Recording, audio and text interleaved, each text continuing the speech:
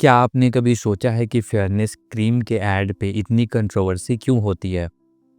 या फिर एक मिसलीडिंग ऐड के लिए कंपनी को फाइन क्यों देना पड़ता है? इस वीडियो में हम इसी टॉपिक्स के बारे में डिस्कस करेंगे।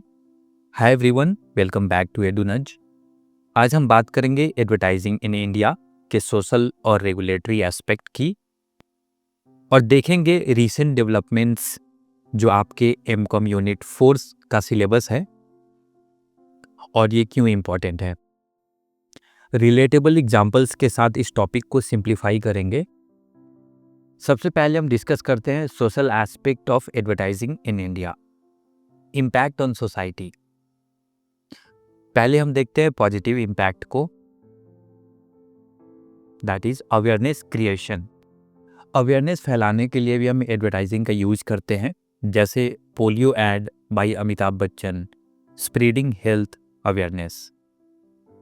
एम्पावरमेंट, तनिष्क का जो एड है promoting women empowerment through a story telling.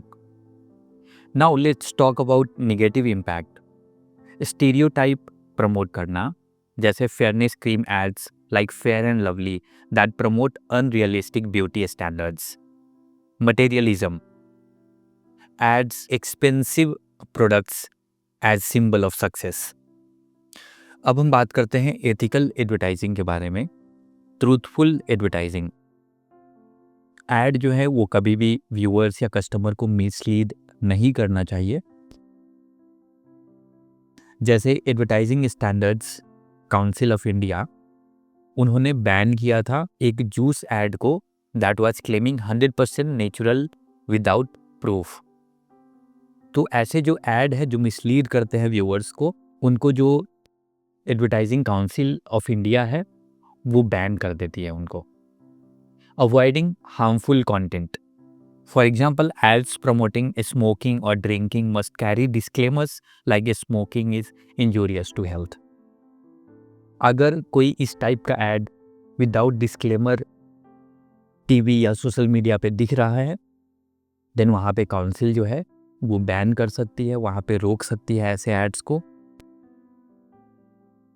अब हम बात करते हैं regulatory aspect of advertising in India की रेगुलेटरी बॉडीज, जैसे Advertising Standards Council of India है that insures ethical advertising. For example, जो मैगी का एड आ रहा था कि 2 मिनट में मैगी तैयार हो जाती है, उसको जो काउंसिल ऑफ इंडिया है उन्होंने बंद किया क्योंकि वो कस्टमर्स को मिसलीड कर रही थी। कोई भी फूड या कोई भी डिश जो है 2 मिनट्स में तैयार हो ही नहीं सकती है इसके वजह से।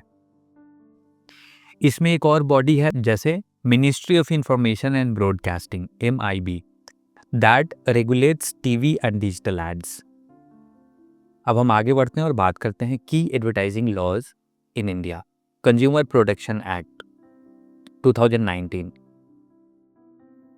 Penalises false claim in ads. इसका एक एग्जांपल है a mobile brand fine for exaggerating battery life.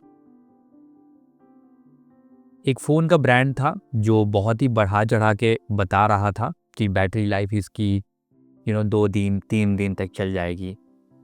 तो उसको जो कंज्यूमर प्रोटेक्शन एक्ट 2019 के तहत उसको फाइन देना पड़ा क्योंकि वो फॉल्स क्लेम कर रहे थे।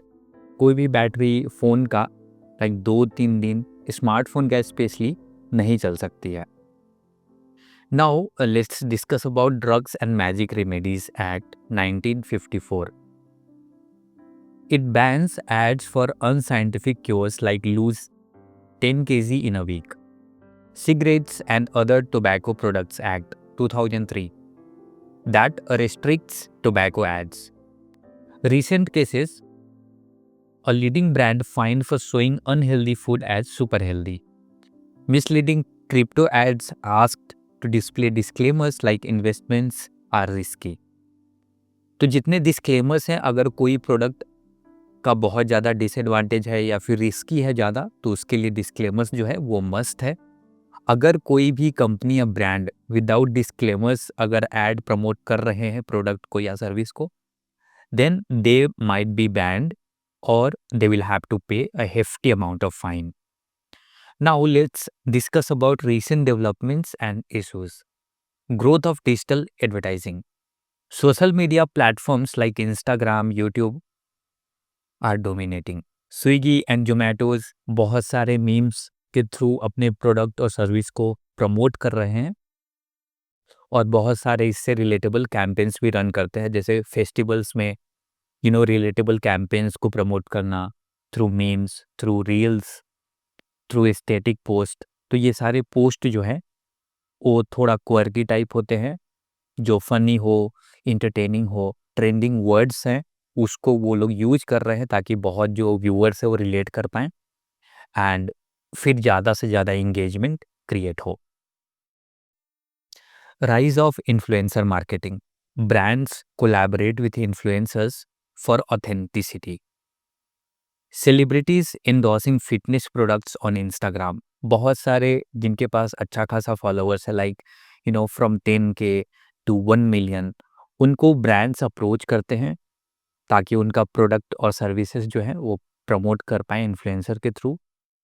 ऐसे में क्या होता है कि जितने भी इन्फ्लुएंसर्स होते हैं उनके व्यूअर्स, उनके ऑडियंस जो होते हैं, जो उनको फॉलो करते हैं या फिर आइडल मानते हैं, अगर उनके थ्रू कोई प्रोडक्ट प्रमोट किया जाता है तो it creates a good amount of engagement और एक अच्छा ब्रांड भी बनता है। अगर प्रोडक्ट और सर्विस आप अच्छी क्वालिटी का प्रोवाइड कर रहे हो तो ये बहुत ही अच्छा मार्केटिंग का एक सोर्स हो सकता है।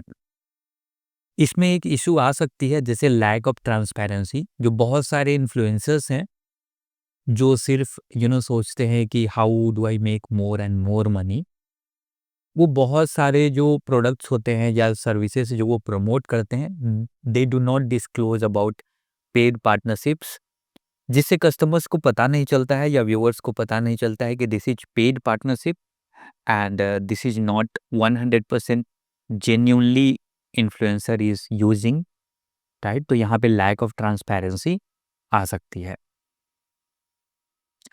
Sustainability in ads. Companies highlight eco friendly practices. For example, Adidas campaign promoting shoes made from recycled ocean plastic. Controversial advertising.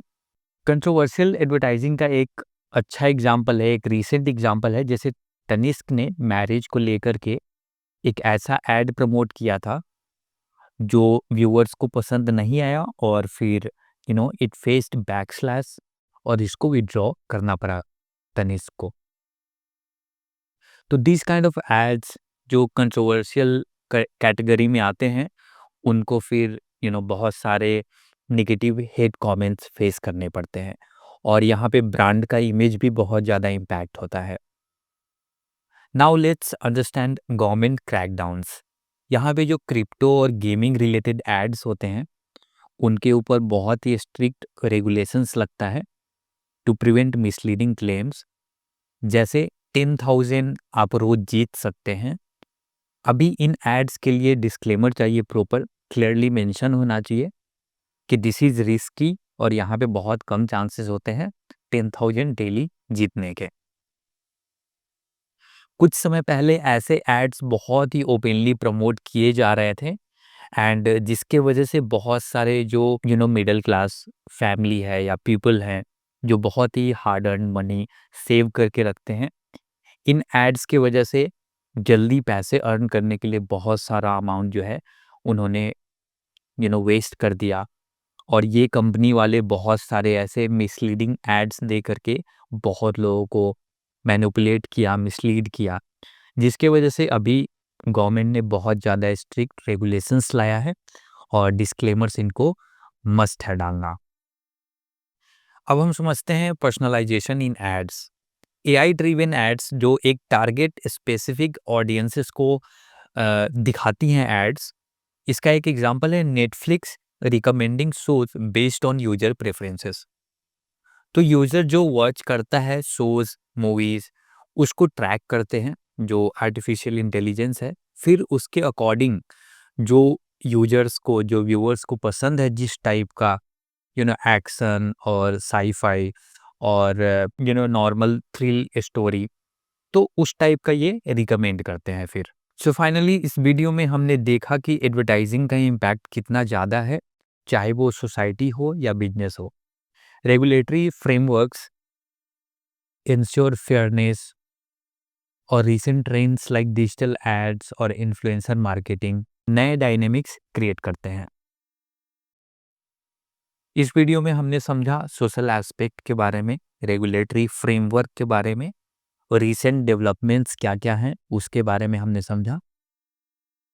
If you have any kind of doubt, you can let me know in the comment section. Thank you for watching. See you in the next video.